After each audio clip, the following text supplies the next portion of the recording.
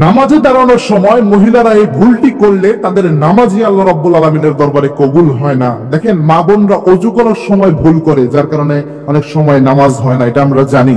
কিন্তু নামাজে দাঁড়ানোর সময় এমন একটি মিস্টেক আমার অনেক মা বোন করে থাকেন, ম্যাক্সিমাম মা বোনই এটা করে থাকেন, যার কারণে তাদের নামাজ আল্লাহ রাব্বুল আলামিনের দরবারে অ্যাকসেপ্টেবল হয় না। এই নামাজ আল্লাহ রাব্বুল আলামিন কবুল করবেন না। দেখেন, নামাজের মতো এত গুরুত্বপূর্ণ ইবাদত একজন মুমিনা নারীর জন্য আর কিছু হতে পারে না।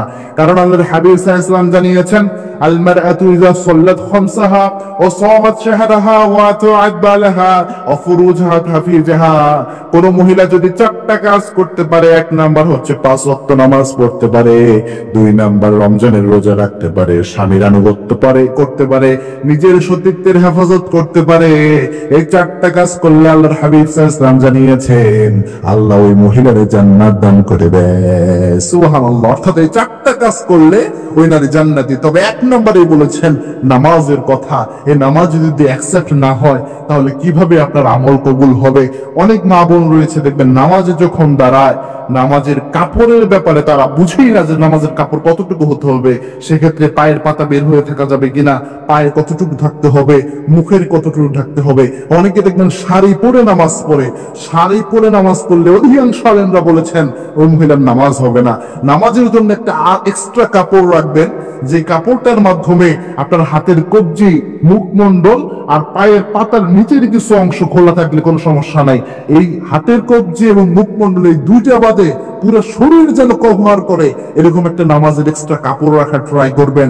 অথবা এমন পোশাক পরবেন, আপনার পোশাকই যদি এমন হয় যে পুরোটা কভার করছে, তো সেক্ষেত্রেও সমস্যা হবে না, সেক্ষেত্রেও নামাজ হয়ে যাবে। কিন্তু আপনি যদি এমন কাপড় পরেন যে কাপড়ে আপনি রুকু থেকে ওঠার সময়, সেজদা থেকে ওঠার সময় অনেক সময় হাতের কিছু অংশ বের হয়ে যাচ্ছে, অথবা পায়ের কিছু অংশ উপরের দিকে উঠে যাচ্ছে, এরকম যদি হয়ে থাকে সেক্ষেত্রে কিন্তু আপনার নামাজ আল্লাহ রাব্বুল আলামিনের দরবারে অ্যাকসেপ্ট হবে না। কেননা নামাজ কবুল হওয়ার প্রথম শর্তই কিন্তু রয়েছে, একটা শর্ত হচ্ছে কাপড় ঠিক থাকা। কাপড়ের যে নিয়ম, যে সুন্নাহ আল্লাহর হাবিব সাল্লাল্লাহু আলাইহি ওয়াসাল্লাম থেকে এসেছে, এই সুন্নাহগুলো আপনার মেইনটেইন করতে হবে।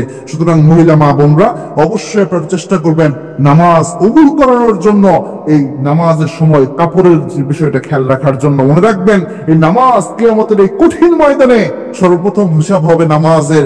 এই নামাজ আপনার আমলনামায় না থাকলে, আপনার দান সদকা, স্বামীর আনুগত্য সব আমল থাকলেও আপনি জান্নাতি হবেন না। কারণ আল্লাহর হাবিব সাল্লাল্লাহু আলাইহি ওয়াসাল্লাম জানিয়েছেন সিলসিলায়ে সহিহার বর্ণনা, আউয়ালু মা ইউহাসাবু বিহিল আবদু ইয়াউমাল কিয়ামাতি আস-সালাহ। কিয়ামতের এই কঠিন ময়দানে আল্লাহ রাব্বুল আলামিন কোন আমলের হিসাব আগে নেবেন না। সর্বপ্রথম আল্লাহ রাব্বুল আলামিন যে আমলের হিসাব নেবেন সেটা হচ্ছে নামাজ। In the day of judgement, in the day of resurrection, Allah রাব্বুল আলামিন সর্বপ্রথম ফার্স্ট আল্লাহ রাব্বুল আলামিন নামাজের হিসাব নেবেন। যার আমলনামায় নামাজ থাকবে না, তার হাজার আমল থাকলেও কোনো আমল আল্লাহ রাব্বুল আলামিনের দরবারে অ্যাকসেপ্টেবল হবে না। সুতরাং মা বোনদের উচিত নামাজে দাঁড়ানোর সময় অবশ্যই এই বিষয়টা অনেক বেশি খেয়াল রাখার জন্য।